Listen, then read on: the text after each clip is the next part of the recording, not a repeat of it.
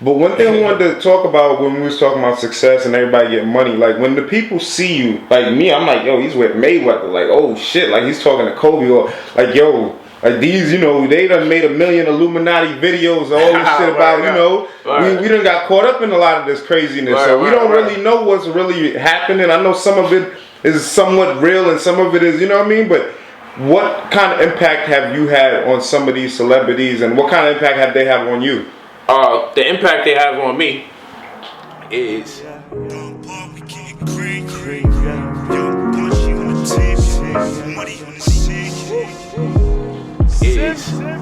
to be proud of my success and to share it in ways where it may be offensive to some, but motivation to most. That they've impacted me like that, particularly Mayweather. I love his import and his contribution to society. I agree with Jay-Z once said, my life is a donation. You know, and that really resonated with me. You know, seeing where I come from, if you just study my life in itself, that's a guide, you know? Like, that's worth more than money when you think about it. So, I like that. So when he said my life is a donation, I looked at this thing totally different. Like, that is a great contribution to people to show them that it's possible. That, you can't put a price on that. I could read a whole lot of stuff. A lot of people go to school, spend thousands of dollars, wind up in debt, student loan, and still failures in society. That's the average person who goes to school. Actually being successful after getting a degree in school is almost like trying to get into the NBA.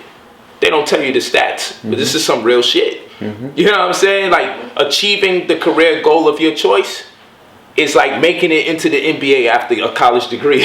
You feel me? Unless you only want to like print papers at Kinko's or something, you'll get there. You can definitely get that. But we talking about what the ideal gross is. Like, the 5%er in economics is anyone who's earning $150,000 or more a year. That's a 5%er. At $150,000 a year is when you actually have enough money to invest to become successful. The first $1 million that you make is not worth anything because over $230,000 is going to come out of it from taxes. Mandatory. Your highest tax you'll ever pay in your life is when you make your first $1 million. So you never make your first $1 million. The goal is to make your second $1 million. You see, things like this is a fact. These are things we don't even know because we're not even prepared to become millionaires. We're not trained that it's possible.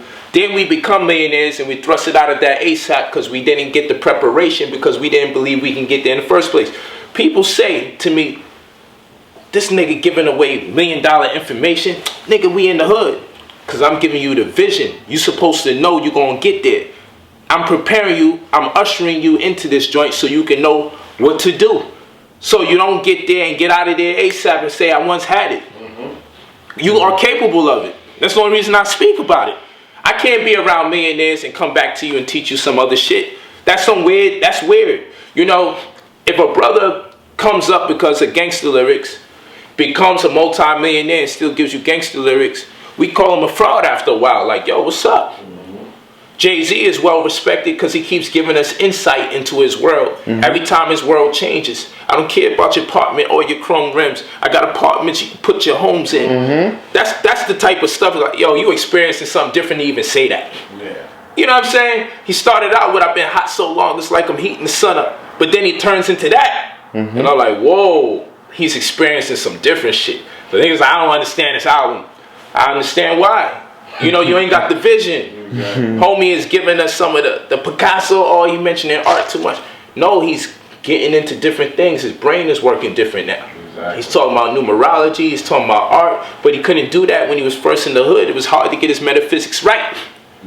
Now that he's seeing some space to have the freedom, because once you have economic sovereignty, you have spiritual freedom. So now that his money right, let me read a book or two here. Let me go to an art gallery. I done seen it all. Let me try to figure this out. What's the big thing about art? You know, I'm living in different places now.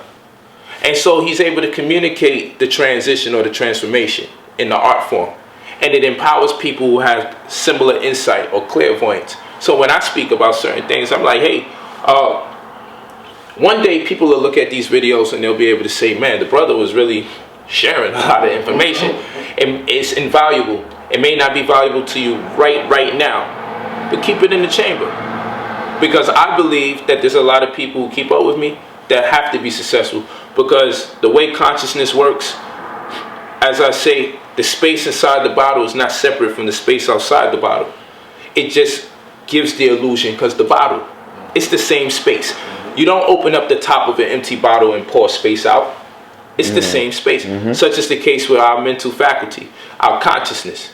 We're sharing in the same consciousness. The illusion is the physical body that appears to be separating us, right? So now, if we're vibrating on a similar frequency, if you even have an inclination to watch this interview up until this point, then you need this information because you are already en route. Why would you even be here? You feel me? Something magnetized you to this information. No spooky stuff. It's you are where you're supposed to be. If you wasn't, how did you get there? You are where you're supposed to be. If you wasn't, how did you get there? You're supposed to be here. The chance is just a vague way to explain occurrences in the universe you don't understand. You feel me? There's no chance. There's always opportunity there. There's always a reason why things are taking place. Science may call it causal determinism. But there's always a reason. So you're not watching this for no reason. You're watching this because you may be destined to succeed.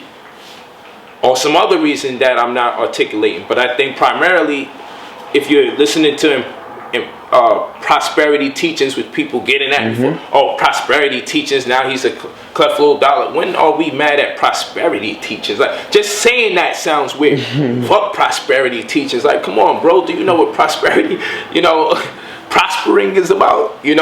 So it happens. Nonetheless, I appreciate it because that adversity contributes to the ever-going conflict that precipitates abundance, success, because you can't have life without growing pains. A woman has to go through pain so she can endure it in order that she may have childbirth. So you can conceive children and you can conceive thoughts. So to see a thought come into fruition, you have to go through some kind of adversity. So when the slander comes and the opposition comes and people yell at you or they backbite or they slander, I'm at a point, which is what I learned from my big brothers who's making big money, my big sisters, like talking to Serena Williams and the likes. I'm able to say, you know what? They understand it. Like, you got to go through it. And you're never going to escape it. It happens at every level. And it normally happens when you have a major event coming. It's never on a dry spell. It's the big fight is coming. He can't read. Lock him up in prison for domestic violence. Let's protest his boxing fight. So, I start realizing, okay, I'm chilling. I'm doing less lectures because I'm doing what I'm doing. But I'm going to make sure I keep the pan hot, seasonally. And whenever I got a major event, that's when all the chaos comes. And I'm like, boycott him. I'm like, word? Like, you want to boycott me? Like, you never boycott Walmart. You know what I'm saying? Like, there's a lot of shit. You ain't boycotting shit in the hood. Like, but you won't boycott me. When I come into town, 50 vendors going to eat. Like, why you trying to stop that? So it's all good. Oh, boom, he doing this. He doing that. And I'm like, damn, if I swear this is going on only because they see the potential for this event, it's going to be big. And guess what? It's definitely big. Always big. Always the biggest out of all my peers. Man, with Harry Rosenberg, I was cheering. I was like, damn, people in the balcony killed them. I was there for Kemet on trial. We was up in the balcony like, yo, I was us in the balcony going crazy. Yeah, for me, and I'm like, look what I'm bringing into the culture. I got Smack here, bring Loaded out to bring me out. My effort, it's costing me. It costs me when I be doing these things. These people be getting paid too. Because I say I have to pay you. Smack didn't even want to get no money. But I pay, to show him I value him and I respect him. That's dope. I pay to go to Israel. You feel me? Because I value and respect the people coming in to listen. So they can measure out their other scholars or the other teachers. So you can see them in a different weight class. I give you way more respect. Now, other people may not be able to do it. Granted, they do the best they can with what resources they have. But I'm going to show you, if you gave me the resources, look how my information becomes way more refined. A lot of people make their money and won't go there. I'm like, you know what? Went to Egypt for last debate.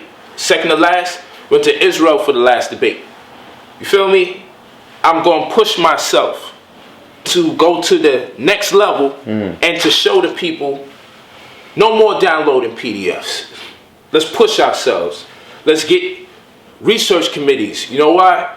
Because a lot of what we read is predicated upon the interests of other races. And then we sift through their interests and find our interests in there. They fund their expeditions. They fund their excavations. They fund their trips for research. We then extract data from that funding that amounts to the research and create conversation or dialogue in our households. But nonetheless, we've never actually taken the time out to say, you know what, let's fund our own parties to specifically engage the information that is interesting to us. We're having conversations separate and different from the people that we're reviewing their works.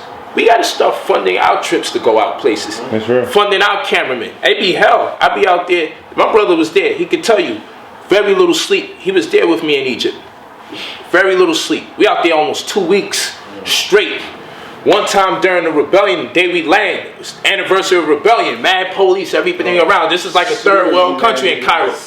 It was scary. And they was like, yo, you don't have to go out if you don't want to today. I'm with my wife. My wife is G. I'm like, yo, boo, if you come, I gotta be on my shit. I'm on it. Both sick. They don't want certain stuff recorded. We just going hard. We doing what we do. You know, whatever they thinking, it is what it is. We out there. And I'm like, yo, you know, I don't be into that whole God hustle. But my vibe be like, yo, I feel my people need this. And I feel the timing was right. I'm out here. This gotta be the best time to come. So let's do it. And I told my wife, if you get any scary inclination and you don't come, I don't need that energy around me because something bad would happen. So I don't need no one scared. You feel me? Because you'll start thinking about it. They'll contribute that scary thought to your mind. You'll create it in front of you, and next thing you know, we got good reason to be scared in real life. You know what I'm saying? So I don't need the scary stuff around me. That's real. So she like, nah, we good. My homie there, we good, and we in every day. Then we went to Luxor or Karnak. That's more upscale community, but Cairo's the hood. So while there's pyramids, there's ratchet shit going on around the pyramids, you know what I mean? So, you know, and Saqqara is just the desert. You were stranded. A few guns out there, that's it. No one knows you really out there. I'm like really on some, like, yo, this ain't like on the tour guide shit I saw, you know what I mean? So, you know, the shit was high gloss, fucked up my mind, you know? It was in high gloss in that bitch. So, we did what we had to do. We risked our life. By going to the unknown. And when I say we captured, I got hours of footage to make sure we never have to come back to this wall again just in case things get crazy. That's you right. know, footage that our scholars never brought back. Then I got a relative that was out there that helped empower us to get into places at our leisure so we can really tape and record the pyramids, the pyramid text off the walls like never seen before. So much so that when I came back, rather than the brothers and sisters appreciate the efforts, it gotta be fake. They don't let you get all those pictures. How you got all those images of those bodies? Rather than say, damn bro, I brought Egypt to Brooklyn. You feel me? Brooklyn went to Egypt and brought Egypt back to Harlem. I brought it to New York and showed you what it was. You feel me? Showed you what I seen. Because the scholars back then didn't have the technology. Social media wasn't popping. And maybe they just wasn't as tricky and had the same goal that we had. Yeah. Because you have to operate on your nigga activity. I was blessed to be born in Brownsville, right? So, I was born in Brookdale Hospital. You know, this is adjacent to Brownsville, a few blocks away, where they call it Brownsville, you know. But Brooklyn nonetheless, 90s right there, Crown Heights. But I was blessed. That nigga activity showed me how to be slippery. You know what I'm saying? How to do tricky shit. So when we had to record and do certain things, it was all that tricky shit I learned from the streets that had me good money, man. We was Gucci when we was out there. We knew how to move. We know how to operate. We know how to be shady. We know how not to make it hot. We know how to look at each other and tell when it's hot. Like, yo, you know, son looking at you without saying it. We know how to like just feel it out. Because this is what we had to do to operate when the Jakes is coming around. We had to be able to be like, yeah, like, you know, drop your shit, they coming without saying it and without hotting it up. looking like you actually trying to, when you have to tap your nigga like, damn, you hot. Then you start moving from him like, yo, damn, this nigga hot, yo. You know what I'm saying? Yeah, you want to move from him like, damn, I don't want to bail out on you, but bro, you deserve what you gave. You hot and it's all up. You know, so we learned that, and now look at that. We was able to apply that in Egypt and get what we had to get. And we smiling, my wife like looking like, y'all wild as hell. We smile like, yeah, got him. Like, we got some more footage, you know, and we so excited just to bring this back to the people, for the people to say fake. Exactly, it's all positive. It was mock bodies. And you know, so it is what it is. But like I said, in time, they'll appreciate what we did. So what I learned the most from my brothers and sisters that's really doing good is how to take their adversity and smile at it and understand it only comes where they tell me like, yo, the media is the niggas who put this shit together. That whole accusations, scandals, and you know, that shit's like clockwork. Main event coming. We want to break this sensation. We don't need y'all having legends. That's how you know they have mental fortitude out of this world. That's crazy. You understand what I'm saying? And then what I contribute to them is just adding educational components to their brain. So you're gonna see a lot of new things going on. Like you see my homie Puffy, dude opening up a private school in Harlem, bro. Yeah, I seen that. You see what I'm saying? Like that's dope. You know, dude, Puffy be on the consciousness. Don't let nobody lie to you. Then brother, stop the studio session. Let me break down information on herbs, son. You know what I'm saying? Wow, that's over an hour. I got everybody coming out like this. I can say that. And it's real, it's true. That's wild. You feel me? Just like going on health, and now he changed his diet, dog. Yeah. You feel me? But this is going on. This is what I'm telling you. That's you know, dope. meeting with the money team, my man P. Rilla, got my real estate books. Like, yo, this is what I want to get into. You feel me? And they always very respectful. Show my daughter love. Mayweather, all of them. Every time they see my daughter, is always love. Even when I ain't around, always give my baby girl love, props, respect. Let her roll, do what she do. So you know, it's a fair exchange of information. You That's feel dope. me? Fair exchange of information, and I'm just proud because it's a movement taking place, and the name is circulating. And like I tell my brothers all the time, you can say what you want to say, you can say how great you are, but you're not going to name one person in this conscious community other than myself that you see associated with the most relevant, most highly paid men and women in the sports and music and entertainment business. I mean, to be able to say I'm with Serena this week, with Mayweather that week, to even be able to say I was just next to them and got to impart some wisdom. Black woman is God. Serena, you know what I'm saying? That's She dope. like, yo, it felt good to have family there. Go in the back and chop it up with her. Like, yo, she's only supposed to give out 3 balls at the end of the game. Gassed me, gave out all 3, and came through, boom. Let's go in the back, chop it up. You know what I'm saying? That's dope. And then I have my daughter out there, Stanford University playing tennis and everything. Still linking up. It's an empowering feeling. This is the wealthiest and most successful black woman in tennis. This is the wealthiest and most successful man in sports in general, person in sports in general, but in boxing also. To be able to say, like, boom, I can just get up. You know, and of course Kobe, to even be able to have a meeting with Kobe and talk to the brother and build with the brother. Puffy, you feel me? Richest rapper ever, most successful. You know, to be able to say Michael Jackson's father, you know what I'm saying? Like, word. You know, this is some amazing stuff. I told you before though, Sadie, you know, she was rolling with Michael Jackson. You know, it's always keeping the momentum, cycle. passing the baton. Like when I say restore the feeling, you know, what I mean? Bring back the feeling. So, you know, I come from an era. I used to work with Mike Tyson.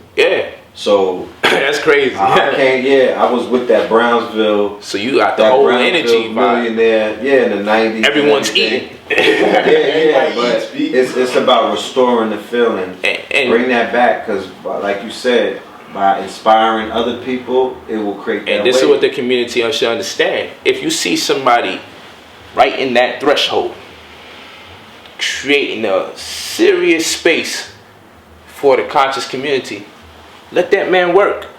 Support that man. That man being me. Let me do what I do.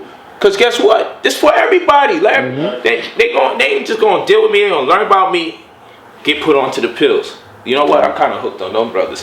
How you got conscious? Polight put me on, but damn, yo, I'm feeling dude over here. That's how that worked. Yeah. Then they start going different media outlets. They hook. Let me start watching this. You'd be surprised who's watching these joints. Word. You feel me? So that's why I switched my shit up. Nigga like, oh, I like getting booze while you change. Nah, nigga, you know I'm still hood. Like, but I switched my shit up. I can't have nobody see me beefing with some dude who don't even keep his cornrows, his wig tight. You know what I'm saying? Like, that's be like demeaning my brand, bro. Yeah. That's like they looking at me like, how you fucking with us on this level, and then you turn around and you dealing with these cats can't get their wig tight. You feel me? So that's not good. It contradicts what I'm doing here. So that's why I'm like, yo, this is a good opportunity for people to step their stuff up. I'm not saying people should just change because these brothers and sisters are better than us and we can do this, that, and the other. But I'm saying they got resources, we got the knowledge. Knowledge is a resource as well. If we put the two resources together, we can do something very powerful. That's crazy. You feel me? So let's do that. So in order for me to accomplish what I'm doing, I gotta chill out with some of that nigga shit. That's just how it is. Everybody can't be on the nigga shit simultaneously. It doesn't do nothing for us. We need some brothers on the front line doing the nigga shit. Yeah. We need some brothers just on their militaristic shit. Kill the white separation forever. Only thing this white man understand is bloodshed. Kill them all. Yo, we need some of them. We need them. But that's just not the shit I could be kicking. I'm not fucking with that right now. That's the entry drug. I came in on the entry drug. Kill them all. Black power, black power. I was in that. That was my entry drug into the community.